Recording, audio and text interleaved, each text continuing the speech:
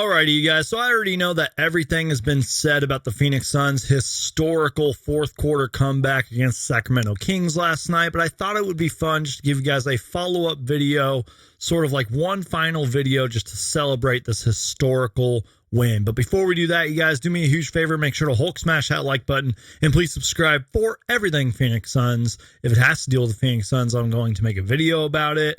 And let's talk about it. Just a heads up, you guys, I don't even know how to break down this epic comeback that we witnessed, so this video is going to be all over the place.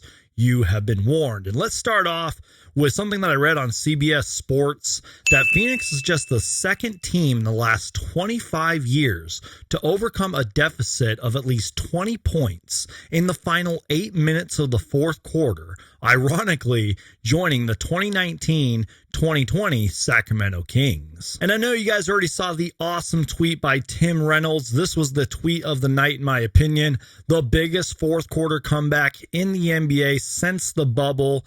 Teams facing deficits of 22 or more in the fourth were 0 and 1,244 since August 23rd, 2020. That is an amazing tweet right there. And shout out to Bright Side of the Sun, because I was reading one of their articles and they made a good point that this comeback really began in the third quarter, because the Phoenix Suns went on a 11-2 run late in the third. They were as close as 11 points away at two junctures late in the third frame, giving them some room for what was about to follow. And before we talk about what is being labeled as the Phoenix Suns' death lineup, I want to give a big shout out to Josh Okogie, who was subbed out at the 5-11 mark. I thought he had some really solid defensive plays and showed great effort to help the Phoenix Suns come back into this game. Sounds good. Appreciate it. But yes, you guys, the Phoenix Suns' death lineup is now Eric Gordon, Grayson Allen, and the Phoenix Suns' big three. Now, could we see this lineup more often? Kevin Durant at the center.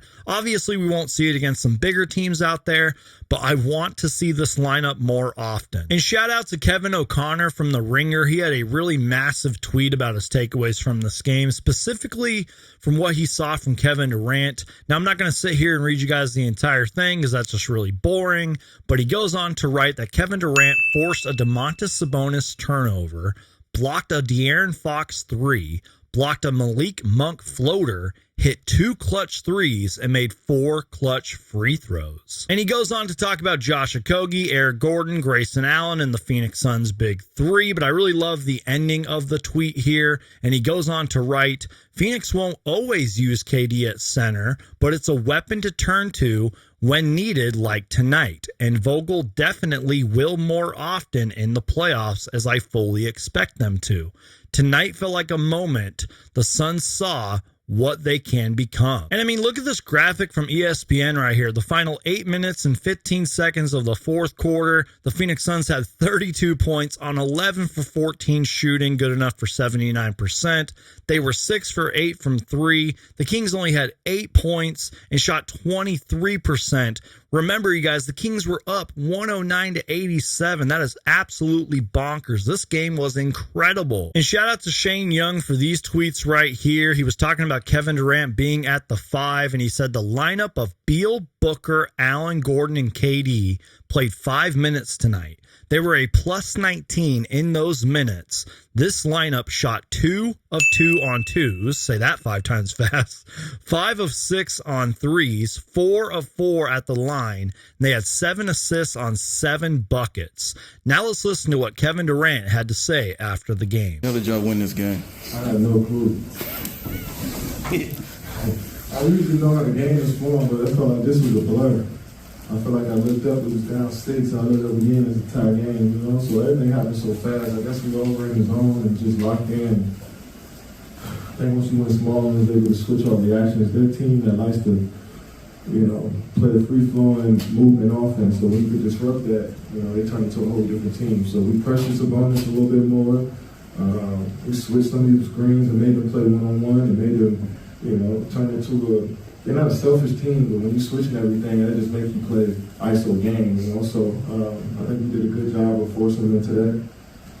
But it's still incredible, man. I really give a lot of credit to the end of the third unit who just kind of changed momentum for us. He got us within like 14 or 12 or something like that. I think with Book and Nezzy, and I forget who else was in that lineup, but I think that one is what kind of helped turn the game for us.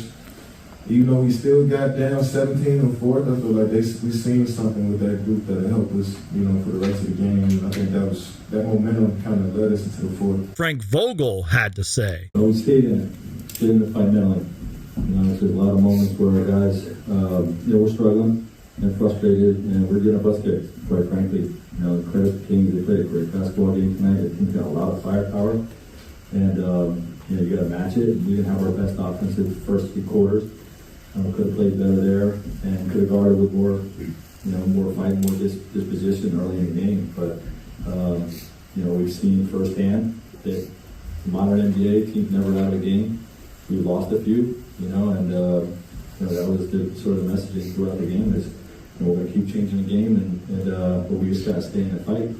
And I thought KD, Brad, and Book were all vocal in timeouts, just saying, come on, stay with it, the next play type of mindset, and kept us engaged. And then, like I said, the coach always has an opportunity to change the game with what's happening in terms of why they got a lead. So we looked at the small lineup. We're going to go 5 3-point shooters, but they always making some real quality energy plays. So we kept him in there a little longer, but finally got Eric in there, and he hit some big threes. And all those guys really stepped up. So I'm proud of how our guys stayed together and stayed in the fight. Curious, you just mentioned obviously going small and having 5 shooters out there. Do you feel like that was the biggest reason for the comeback? Yes. Okay. And then on top of that, defensively though, what do you feel like changed from the first 3 quarters, because they were pretty much getting whatever they wanted? Yeah, well, that's part of it's not just 5 3-point shooters, but 5 smalls, and go through 1 through 5 red. Although KD did a great job in a lot of possessions of guarding Sabonis and coverage and not switching, not passing them off to other guys. And he's had 4 exceptional defensive performances for us in the last 4 games, starting with Kawhi, then guarding LeBron, and then throughout the game in Portland, and then down the stretch asking to guard Simons, and then tonight guarding Sabonis. You know what I mean? So when he puts his mind to it, he can really be a force on that side of the ball, and he was a big part defensively. He was a big part of this win tonight. Now, you guys have probably noticed that I haven't talked much about Grayson Allen in this video, and trust me, you guys, he deserves a lot of credit. He was absolutely fantastic in the game yesterday, but I did just make a video about the recent Grayson Allen trade rumors, and I was singing his praises in that video, so I highly recommend that you guys go check it out. However, I did see a tweet today about Grayson Allen from the Lead SM on Twitter, and they go on to write that Grayson Allen over his last 12 games is averaging 17 points per game on 54, 52, 96 shooting splits. He's a plus 93 in the plus minus, 74% true shooting, and he leads all guards this season in true shooting percentage at 68.5%. That's awesome. And to close out the video, you guys, the Phoenix Suns are now 8-3 over their last 11 games, and they are riding a 3-game win streak. So as long as this team can stay healthy, compete on defense, at least compete for at least 40 minutes of this game, maybe continue to experiment with more lineups, like, for example, the death lineup.